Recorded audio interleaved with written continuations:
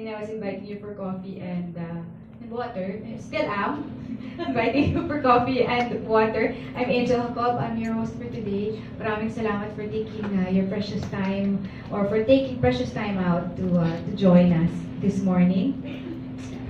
I'd like to welcome all of you to the EQ Talk brought to you by Enfagrow A+4. How's everybody feeling today? I see smiling guests.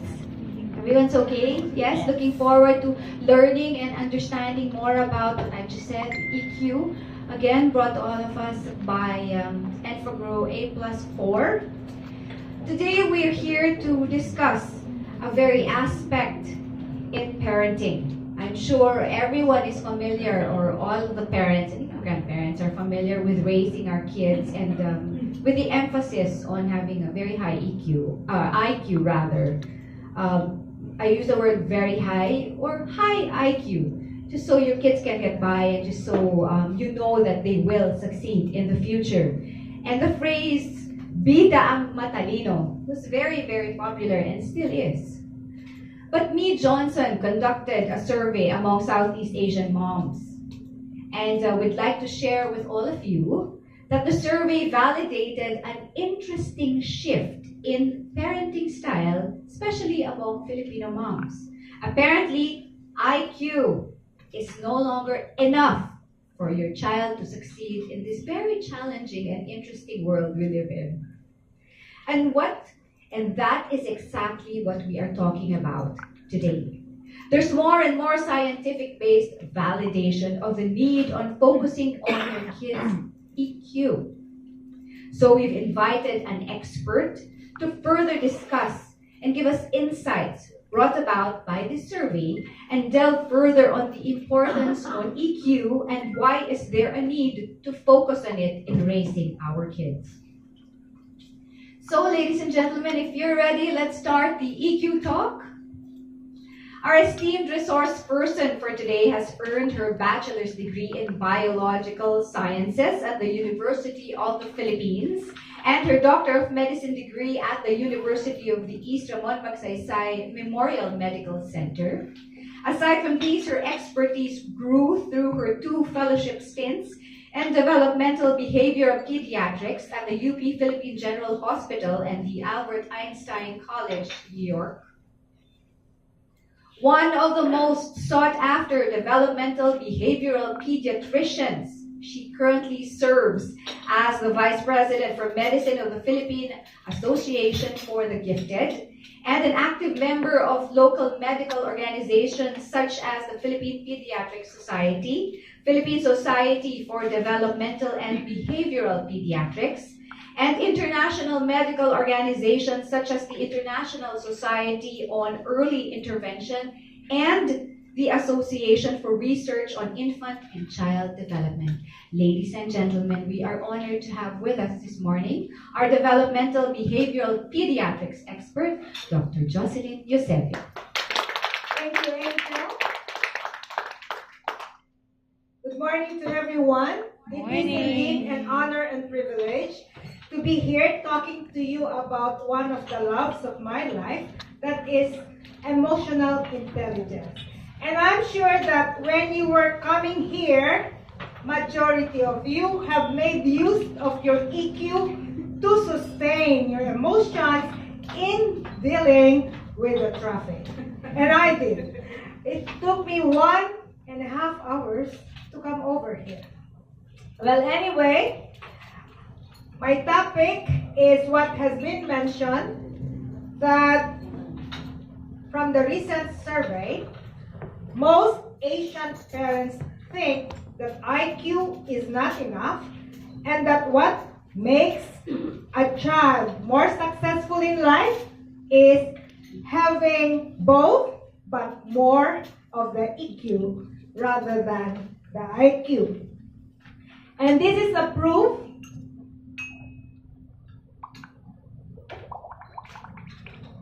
Alright, this was the study that was done, and as you can see, it has a very big number of population subjects consisting of 3,700 Southeast Asian mothers, and the significance and the confidence interval, as you can see, is also very high. It means to say that this is really a valid study. So in here, this study was done in these different countries. Together, our country is represented, that is the Philippines. So what were the results? Specifically in our country, 88% of our mothers think that EQ is as important as the IQ. I'm sure in previous years, you have always been hearing from the parents of our children that IQ is very, very important in order for them to succeed in life. And it's not something that we are discounting, but as you can see, more parents also at the same time realize that EQ is also a very significant factor.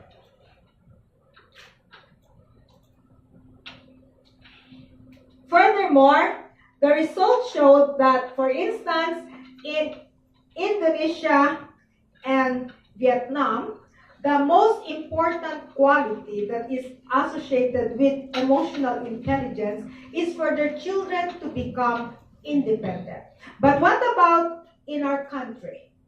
To be more flexible, to be able to adapt to any situation.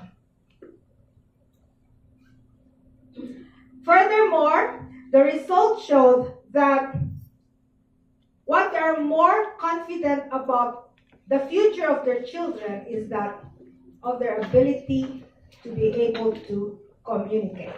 And that is basically a social skill, which is a part of EI, or emotional intelligence. Briefly, allow me to review with you what exactly is emotional intelligence. You're all familiar with the theory of multiple intelligence, which was pioneered by Howard Gardner. As you can see here, there are 9 types of intelligences in a child. But I would like to zero in. Where do I press it? This one? To zero in on the intrapersonal intelligence. And that is one of the facets of emotional intelligence. So it is a type also of intelligence, that of EI. So according to the pioneer of multiple intelligence, who was Howard Gardner, he defined emotional intelligence as the capacity to recognize our own feelings, our own emotions, and of course, that of other people. So it is both intra, within you, intrapersonal, and interpersonal, meaning the people around you. Therefore, as mentioned, when we speak of intrapersonal intelligence, it refers to personal competence. And interpersonal means social competence. And again, this is how it originated. Take note that as far as IQ is concerned, it dates back in the 18th century. How about emotional intelligence? In the 19th century. In fact, during the 1980s, when I was just graduating from the College of Medicine. Okay, so that's how old I am. And I'm sure you're going to ask me, how are you going to test EQ and IQ? You're all familiar with the fact that as far as IQ is concerned, we have a lot of intelligence tests, right? Westler, Stanford, name it. But the other question that is often raised is, can you measure emotional intelligence? There is no quantitative measurement, but there is a way or a scale by which you can have a picture of the emotional intelligence of a person. And these are the so-called tests for emotional intelligence.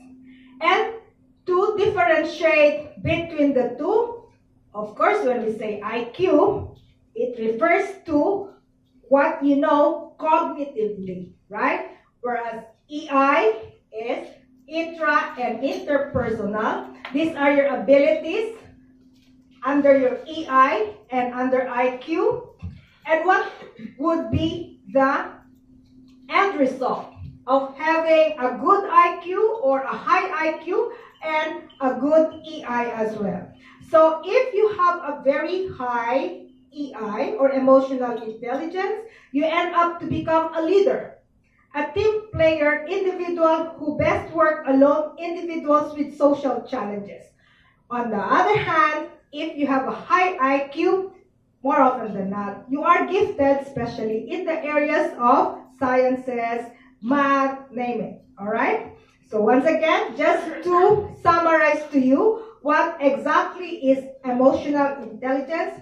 It is the ability to identify, use, understand, and manage emotions in positive ways, to relieve stress, communicate effectively, empathize with others, overcome challenges, and diffuse conflict. It's very holistic, right?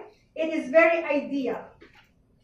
But true enough, if you have all of this, I think no matter what comes your way, you will be able to deal with it very effectively. And just to give you a better picture of the components of emotional intelligence, you have the following: self-awareness and social awareness, that is basically recognition. And then you have self-management and relationship management, and that is regulation. All of this will eventually result to having a positive impact, especially on people around you. So these are the significant effects of having a good emotional intelligence. Increased workplace productivity. And this is very important in business. This is very important as you work with other people. Reduce stress. The less stressful your life is, the more healthy you are, right? Isn't it that there are more and more people now who are dying early because of stress? Moderate conflict. Promote understanding relationships, stability and continuity, and heightened self-awareness. So just to make it more importantly realized by each and every one of us, IQ is just at the tip of the iceberg, right? But what matters most is the foundation. Yes, the base of the iceberg. This is your EQ, and this decides 90% of one's success. So EQ has twice the power of IQ to predict performance, and it is said to be a better predictor than employee skill, knowledge, or expertise.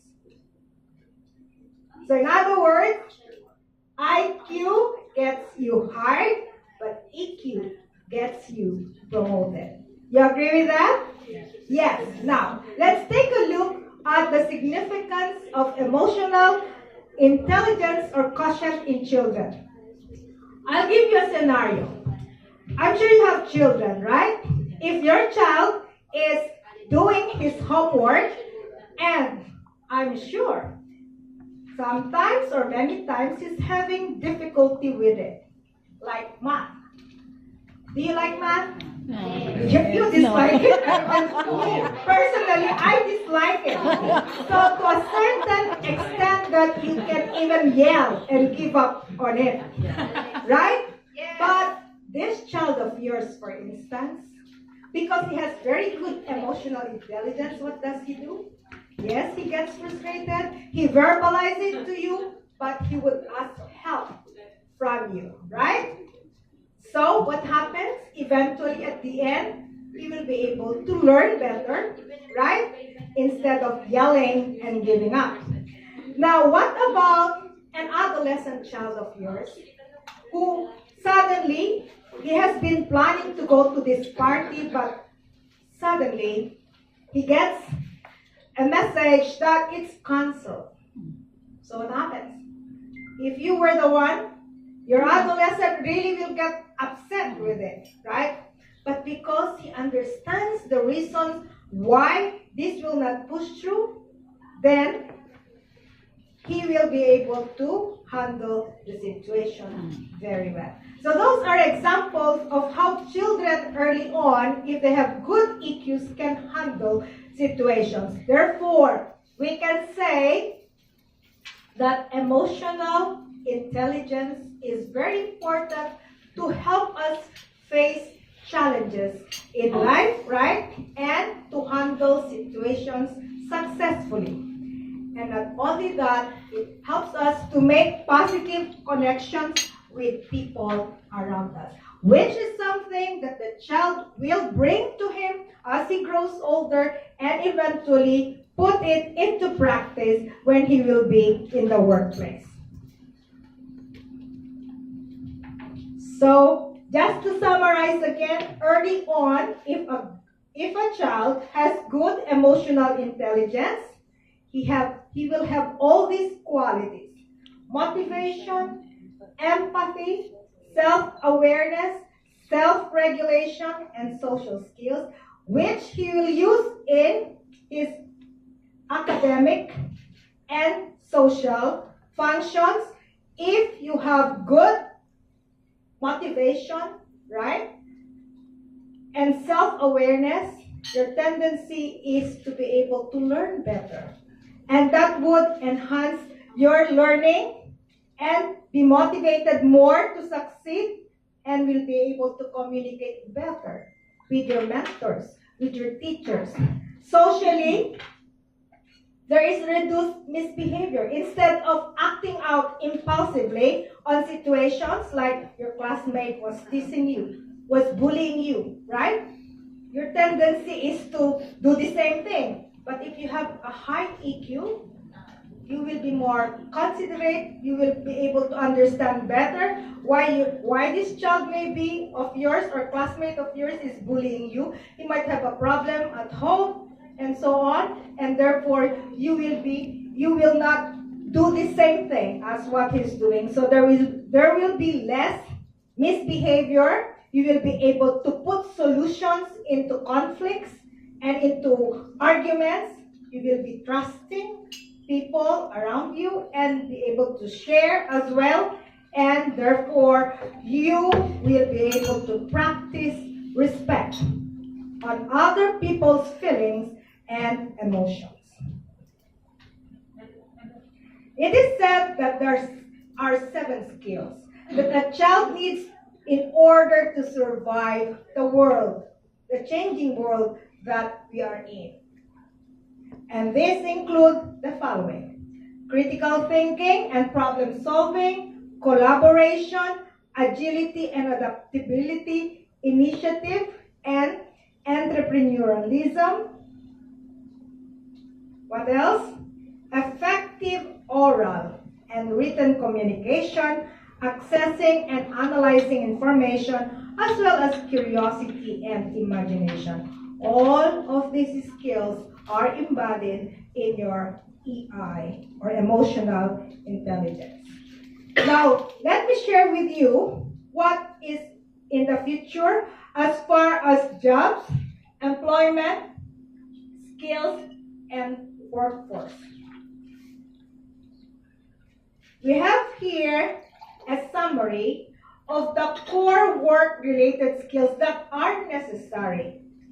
And what was emphasized is that one of the so-called cross-functional skills, which is complex problem-solving skill, which is a very important ingredient for future job performance. Because as you can see here, in almost all the different industry sectors, complex problem-solving skill ranks the highest as a requirement or a prerequisite. So you see the shift from cognitive to complex problem-solving skills again, as far as the change in demand for core work-related skills. And having said that, if you take a look at the distribution now of professionals or graduates from the different universities, there is also a shift from the sciences to social sciences. What are the courses under social sciences? Psychology, humanities, right? And business and law. All right? Similarly. And studies have shown that there will be higher salaries that are likely for workers with better emotional skills.